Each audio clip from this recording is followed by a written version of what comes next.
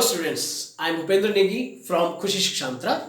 आज जो हमारा टॉपिक है बच्चों वो है रेशियो एंड प्रोपोर्शन, यानी कि अनुपात और समानुपात, क्लास 6 से रिलेटेड।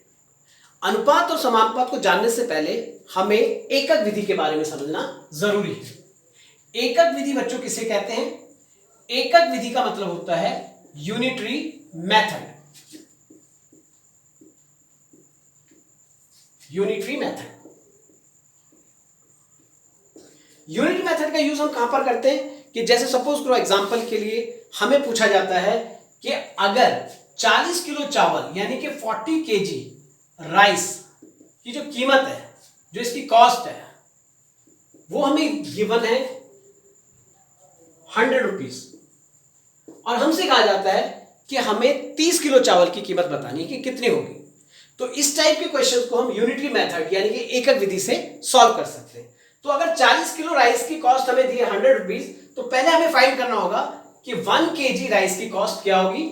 तो वो होगी बच्चों 100/40, और फिर कहा जाता है कि 30 किलो चावल की कीमत क्या होगी। तो हम लिखेंगे यहां पे 30 केजी राइस कॉस्ट कितनी हो जाएगी बच्चों 100/40, और इसे मल्टीप्लाई कर देंगे हम 30 से। तो जब इसको मल्टीप्लाई करेंगे तो 0 से 0 कट कर देंगे बच्चों, 4 से इसको काटने की कोशिश करेंगे तो कितना आ जाएगा, ये 4 2 जा एंड 4 5 जा, और ये आ जाएगा हमारा 75। तो इट मींस कि अगर 40 किलो चावल की कीमत हमें 100 रुपए दी है तो 30 किलो चावल की कीमत हो जाएगी बच्चों 75 रुपीज। तो इसे कहते हैं हम यूनिटरी मेथड। इस टाइप से आपके पास और भी क्वेश्चन पूछे जा सकते हैं कि जैसे 50 किलो गेहूं की कीमत गिवन है और आपसे कहा जाए 30 किलो गेहूं की कीमत फाइंड करो, या 2 दर्जन अंडों की कीमत दी हुई है और आपसे कहा जाए कि 4 अंडों की कीमत ज्ञात करो। तो इस टाइप के क्वेश्चंस आप यूनिटरी मेथड के द्वारा आसानी से सॉल्व कर सकते हैं। तो ये तो हमने बात की बच्चों यूनिटरी मेथड की। अब हम बात करेंगे यहां पे बच्चों अनुपात की, यानी कि रेशो।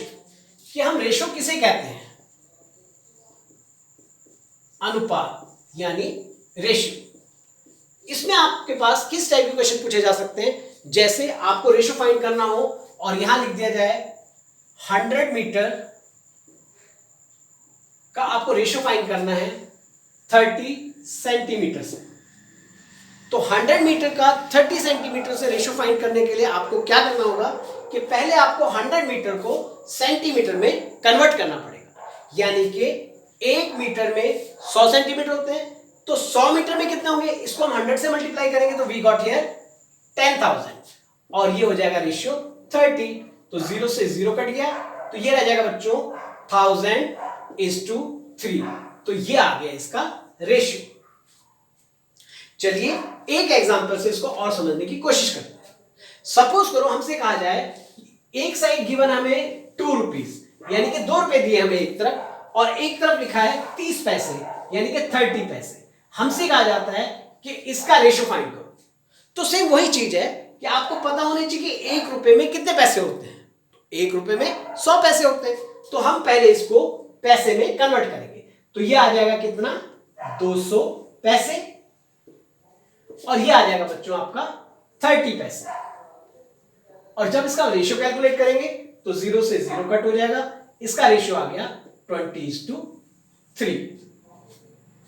तो ये तरीका है अनुपात फाइंड करने का, यानी कि रेशियो। चलिए बच्चों अब हम बात करेंगे समानुपात की। इसे समझना बहुत जरूरी है बच्चों। इसको कहते हैं हम प्रोपोर्शन। प्रोपोर्शन यानी कि समानुपात। सपोज करो आपको क्वेश्चन दिया जाए कि आपको इसका फाइंड करना है कि ये जो गिवन है हमारे पास, क्या ये अनुपात में है या नहीं। ये हमें क्वेश्चन दिया है और हमसे कहा जाता है find out whether it is in proportion और नॉट। तो इस टाइप के क्वेश्चन को हम कैसे करते हैं बच्चों? तो सबसे पहले लिखा है यहां पे 15, इसका रेशियो फाइंड करेंगे 45 के साथ, और जो समानुपात यानी कि जो प्रोपोर्शन है उसका जो साइन होता है बच्चों वो डबल कॉलन से हम इसको शो करते हैं, और यहां पे लिखते हैं हम 40:120। जैसे कि अनुपात का हमें पता है कि इसे अपॉन में लिखा जाता है, तो यहां लिख देंगे 15/45 इक्वल टू के साइन इसको कन्वर्ट कर देंगे, ये आ जाएगा 40/120। और जब इसको सॉल्व करेंगे तो 15 एकम 15, 15 तिया 45, यानी 15 1 जा 15, 15 3 जा 45। और इस तरह से भी काटेंगे, 4 1 जा 4 और 4 3 जा 12। तो ये आ गया 1:3 और यहां पर भी आ गया बच्चों 1:3। If LHS equal to RHS, so that we can say yes it is in proportion, हाँ यह एक समानुपात है। तो आज जो हमने बात की बच्चों वो एकक विधि, अनुपात और समानुपात की बात की। उम्मीद है ये क्लास आपको पसंद आई होगी। Thank you.